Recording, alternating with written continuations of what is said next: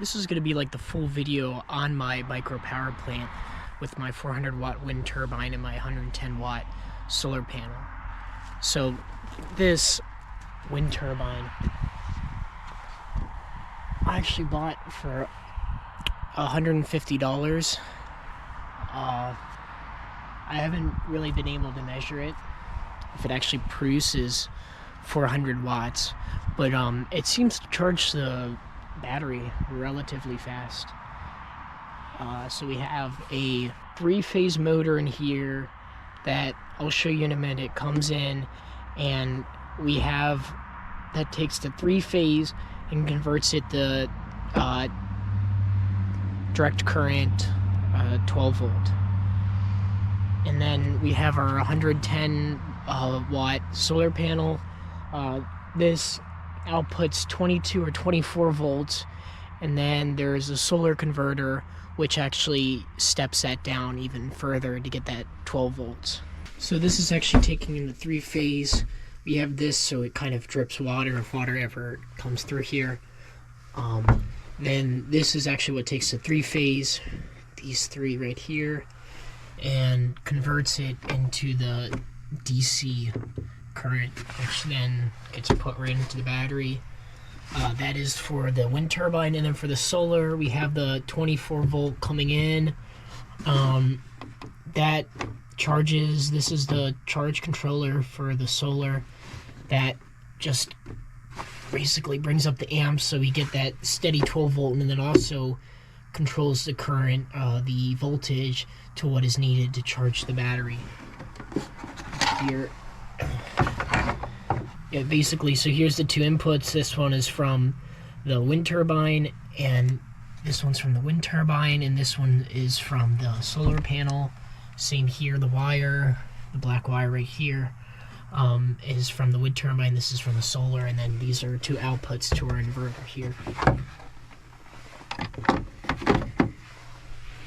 Then from our inverter, we just, straight to the computer, Ethernet, which runs across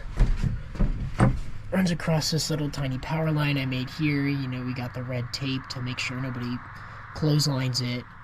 That's the basics of how it works. Just what I think I'm going to do in the future is we have,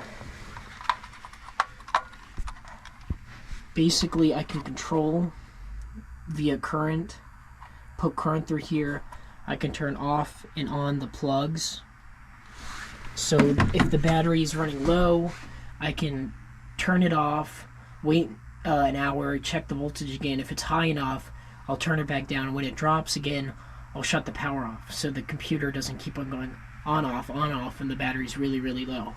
So that's kind of what this Arduino mess over here was happening. This is the Arduino, this Ethernet hat. Basically, there was a pool of melted plastic on here because I grounded, the current was going straight from the battery through the Arduino to the ground, which is not a good thing because it fried this entire thing. This kind of works, but not really. Like, some components of it works just fine, but I'm probably just going to throw it out because, they're really cheap too. This Ethernet hat, done. That's trash. Most of these wires are fine, but what is going to be thrown out are these modules right here. These are definitely done for. They're garbage. And then over here, I still have this hooked up because I haven't changed it yet. But basically, this is how I was checking. This wire over here, I guess you can't really see that. This wire by my finger coming into the module. This is going straight through onto this wire, and then it goes into the battery. So I'm measuring the voltage by actually going through this, measuring the amperage through this amperage controller. So it's actually measuring how many amps it's putting out, and I just have a constant value of how many volts, so I can figure out the watts that the turbine or solar panel. But this is connected to this.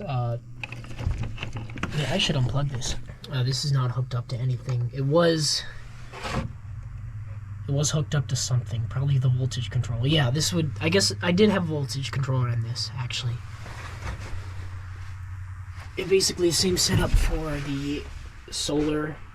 If you do have any questions, just let me know, but this is my complete setup right here for what's inside and actually the brains of the operation.